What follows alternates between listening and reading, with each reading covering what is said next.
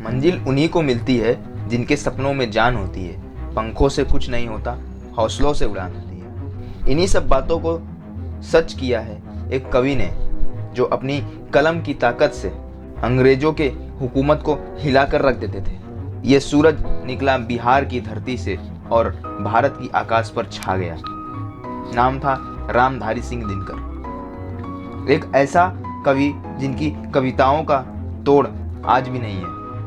बिहार में जन्मे इस कवि ने हिंदी की कविताओं को दीप शिखर पर पहुंचा दिया था। मगर यह राह इतनी आसान नहीं थी। मैं उनकी जीवनी तो बयां नहीं कर सकता, मगर कुछ हिस्से जरूर बयां कर सकता हूं। तो दोस्तों, स्वागत है आपका इस नए वीडियो में। अगर आप इस चैनल पर नए हैं तो इस चैनल को सब्सक्राइब करें, ताकि जब भी हम कोई नई वीडियो डालें तो अपडेट आप तक सबसे पहले पहुंचे। तो दोस्तों, आइए शुरू करते हैं।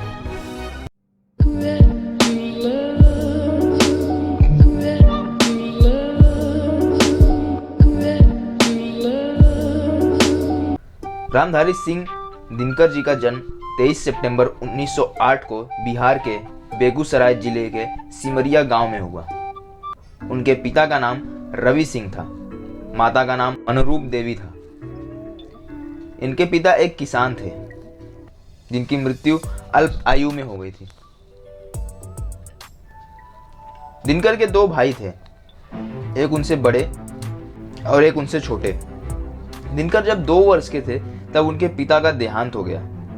पिता के गुजरने के बाद घर चलाना मुश्किल हो गया था। ऐसे में रिश्तेदार, गांव वालों ने काफी मदद की, मगर कभी कभी वक्त ऐसा भी आ जाता जब घर में चूल्हा जलाने तक के पैसे नहीं होते। दिनकर जी पर इसका गहरा असर पड़ा। परिवार में संघर्ष और गरीबी बढ़ती गई। माँ ने किसी तरह तीनों भाइयों का पालन पोषण किया। तीनों भाइयों में दिनकर पढ़ने में सबसे अच्छे थे। इसको देखकर उनके दोनों भाइयों ने अपनी पढ़ाई छोड़ दी थी। इसका एक कारण और भी था कि तीनों भाई एक साथ पढ़ नहीं सकते थे, क्योंकि घर में इतने पैसे नहीं थे। तो दोनों भाइयों ने बलिदान देकर यह फैसला किया कि वे दिनकर को आगे पढ़ाएंगे और खुद घर का बोझ उठाएंगे। दोस्तों, वर्ष 2021 में मात्र 13 साल की उम्र में दिनकर जी की शादी सामवती देवी जी से हो गई। पर अब भी दिनकर की रुचि पढ़ाई में खूब थी। इसके चलते उन्होंने 1923 में मोकाघाट हाई स्कूल में एडमिशन लिया, जो कि पटना जिले में था और सिमरिया गांव से करीब 15 किलोमीटर दूर था। दोस्तों, ये वक्त ऐसा था जब दिनकर पढ़ाई के लिए सुबह 5 बजे उठकर पैदल स्कूल जाते थे। पैदल स्कूल से आते थे। 10 से 5 की क्लास में उन्हें घर आते आते रात के 9 बज जाते थे।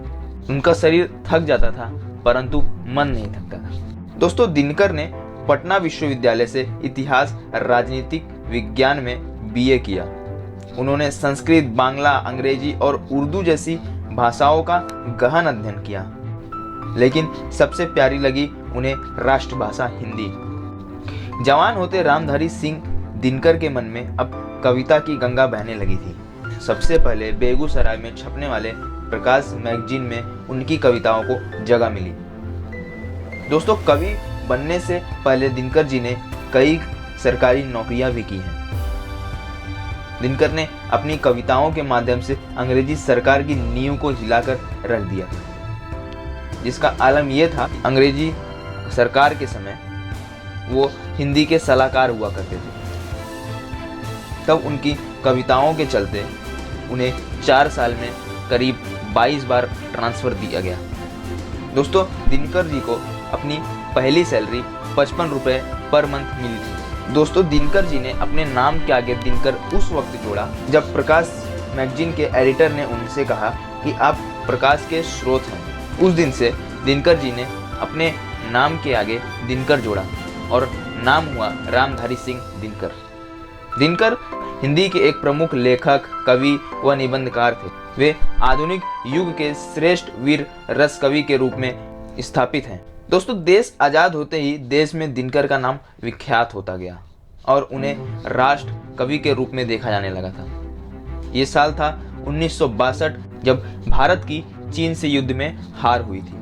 तब संसद में दिनकर ने एक कविता को पढ़ा था, जिससे तत्कालीन प्राइम मिनिस्टर पंडित जवाहरलाल नेहरू का सिर शर्म से नीचे झुक गया था। दोस्तों, ये कविता थी, रे रोक युधिष्ठिर को न यहाँ, जाने दे उनको स्वर्ग धीर, फिरा दे हमें गांडीव गदा, लौटा दे अर्जुन भीम वीर।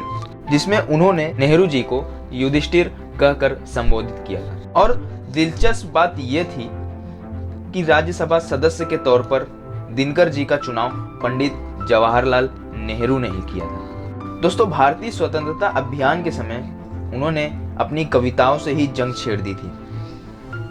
उनकी महान रचनाओं में रेणुका, हुंकार, कुरुक्षेत्र, बापू, मिट्टी की ओर, अर्धनारीश्वर, उर्वशी, रश्मि रथी जैसी और कई महान रचनाएं शामिल हैं। दोस्तों, उन्हें साहित्य अकादमी पुरस्कार से सम्मानित किया गया है। भारत के प्रथम राष्ट्रपति डॉक्टर राजेंद्र प्रसाद ने उन्हें पद्म विभूषण से सम्मानित किया है। राजस्थान विद्यापीठ ने उन्हें साहित्य चूड़ामणि से सम्मानित किया था। द्वापर युग की ऐतिहासिक घटना महाभारत पर आधारित उनके प्रबंध काव्य कुरुक्षेत्र को विश्व के 100 सर्वश्रेष्ठ काव्यों में 74वां स्थान प्राप्त हुआ।